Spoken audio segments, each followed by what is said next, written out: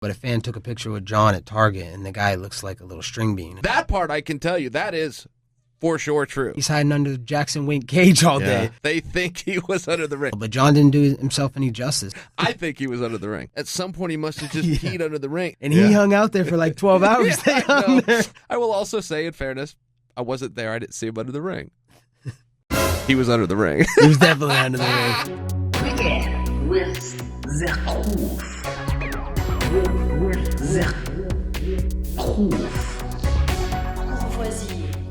Hello, I'm Cavassier the Goddamn Newt. Old Chael P had the understudy in the studio, and the topic of USADA and Jon Jones came up. Well, it didn't just come up. Chael steered into it pretty good.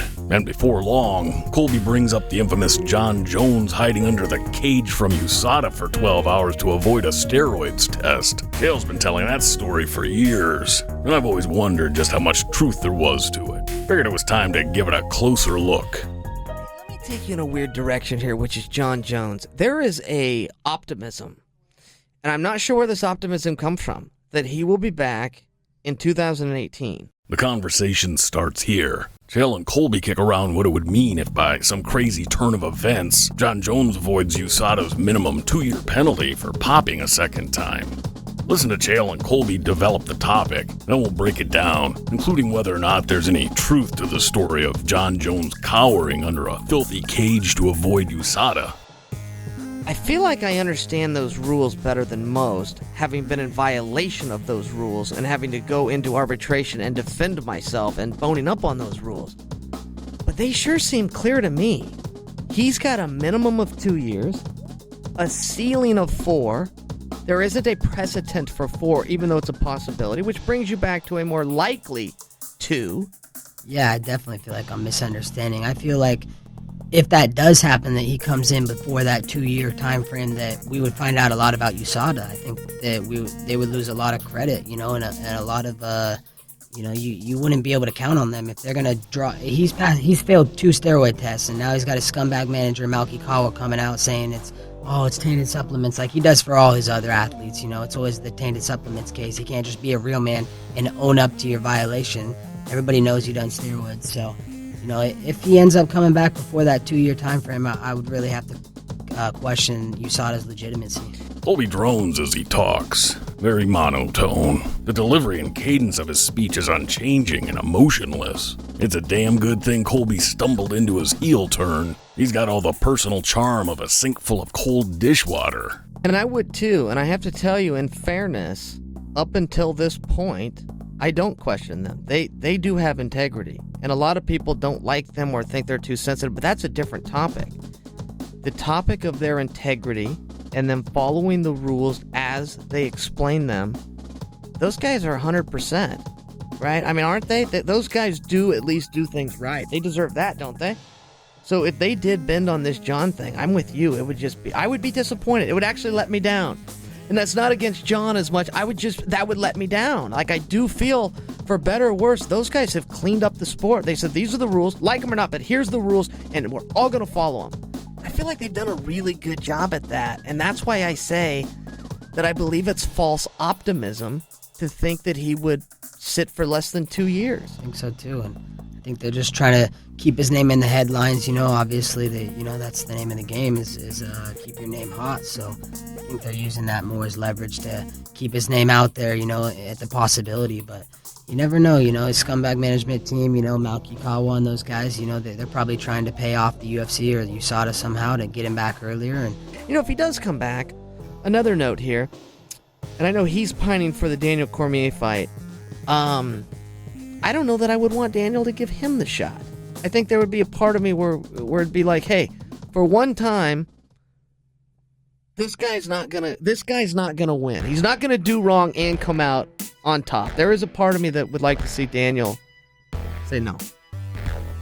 I'd like to see it again for the simple fact, when I saw, I don't know if you saw the pictures that came out, but a fan took a picture with Jon at Target, and the guy looks like a little string bean. I mean, he looks completely deflated. And if you look at the fights when he fought Daniel, he looked like a bodybuilder. He was doing those squats. He was juiced up. He was a big guy. So, I'd like to see the fight again, natural. Daniel's the natty goat, the natural, world champion. So I want to see him go against Jon when it's a level playing field. And, but Jon didn't do himself any justice in their court hearing. He's like, oh, I had my managers fill out my paperwork, Jon's the same guy that, the USADA showed up for a random test, and he's hiding under the Jackson Wink cage all day.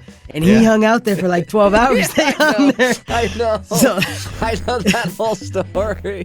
They'll never come clean on that one either. No, They'll of course deny not. that, but I got the same source as you do. Yeah. He was hiding under that ring. USADA considered coming back with a forensic warrant because they had the belief that if he was under the ring for that 8-hour period that we believe he must have peed. At some point, he must have just peed under the ring, and they wanted to come back and collect because they were so upset they were duped. And I have had people call me and they go, Chael, how would you know? And if I was to tell this story truthfully, I was not there. I would not know. So I can't 100% verify for you it happened, but I can verify for you that USADA believes it happened. That USADA looked into it. USADA has the same sources that we do and goes, he was hiding under the ring, and we got duped, and we're fools. That part I can tell you, that is for sure true. They think he was under the ring. I think he was under the ring. I will also say, in fairness, I wasn't there. I didn't see him under the ring.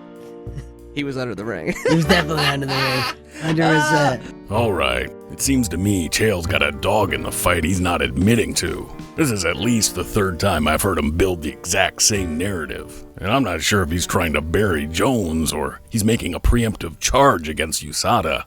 Chael gives something away here. So if they did bend on this Jon thing, I'm with you. I would be disappointed. It would actually let me down. It starts with Chael pleading for the integrity of USADA, but there's a contradiction. Those guys do at least do things right. They deserve that, don't they? Chael's palms are held up. He's open to receive the answer, but his facial gestures are working at cross purposes. Those guys do at least do things right. They deserve that, don't they? Raised brows and questioning forehead like he's being open, matching his hands. But watch his eyes. As the brows go up and the forehead forms a question, his eyes don't change. They should open wide, sympathetic with the rest of his facial expressions. But they don't. They're unchanged. It makes it look like he has dead eyes. Along with a downward tilt of his head, Chael showing judgment and scrutiny. So if they did bend on this Jon thing, I'm with you. Chael shows us what this is actually all about. I would be disappointed. It would actually let me down. His hand gestures change to show his focus is on himself. So if they did bend on this Jon thing, I'm with you. I would be disappointed. It would actually let me down. Damn right he'd be disappointed with USADA, because they slapped old Chael with a full 2-year suspension when he popped, and if Jon gets away with a day less, it's not going to sit well. I would be disappointed. It would actually let me down. As Chael amps up his feigned concern about the integrity of USADA being besmirched, he loses control and a smile starts to form. He shuts it down with this gesture. I've never seen this exact display. It starts with him putting his tongue in his cheek, but that's no better than a smile. So the tongue shoots out and across his open lips to wipe the smile away. That's crazy. Jon's the same guy that, the USADA showed up for a random test, and he's hiding under the Jackson Wink cage all day. Colby mentions Jon hiding under the cage and starts to laugh. He's hiding under the Jackson Wink cage all day. But you can hear him try to suppress it. Jackson Wink cage all day. When someone actively tries to suppress, it's often concern because there's more than they want to tell. Chael's laughter makes Colby laugh harder, so Colby puts his hand in front of his mouth to hide it. And he hung out there for like 12 hours. I know. Then boom, he looks directly into the camera. He's concerned about being caught, letting something slip. But what? He's not worried about laughing at Jon or piling crap on his head. They'll never come clean on that one either. No, They'll deny that, but I got the same source as you do. Right there. I got the same source as you do. The source. That's the kind of thing you don't want slipping out. Spilling the beans puts your source in a bad spot. So I can't 100% verify for you it happened, but I can verify for you that USADA believes it happened. That USADA looked into it. USADA has the same sources that we do and goes, he was hiding under the ring. Chael doubles down, saying USADA has the same sources as him and Colby. USADA has the same sources that we do and goes, he was hiding under the ring. This time, when Chael makes an emphatic statement, his eyes do open wider to show sincerity.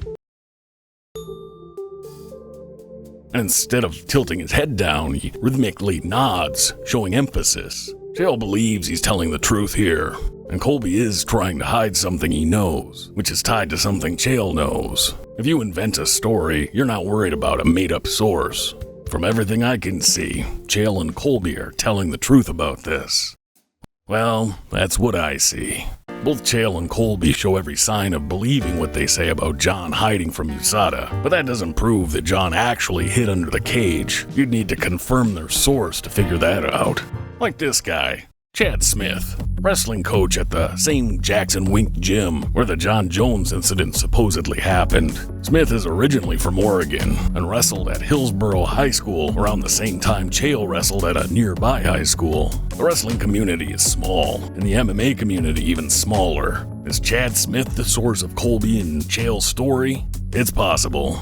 He was working at Jackson Wink at the time. He shares an Oregon wrestling background with both Chael and Colby, and we know from what we saw that they both have a relationship with their source and feel a need to protect him. It's circumstantial, but it's a possibility. Along with the evidence of Colby and Chael's belief, it's a compelling story. And one last thing, Chael says that USADA knows about the incident and was embarrassed about it. They even share the same sources as Chael and Colby. Well, if that's true, then you could say Chael is putting USADA on notice. Imagine USADA breaking their own rules and giving Jon Jones a slap on the wrist instead of the minimum 2 years. Then Chael comes out with specific details about what USADA knew about Jon Jones and starts to name names. What do you think? Is Chael working an angle here? Let me know in the comments section below or over on the Twitters. Remember, this isn't supposed to be easy.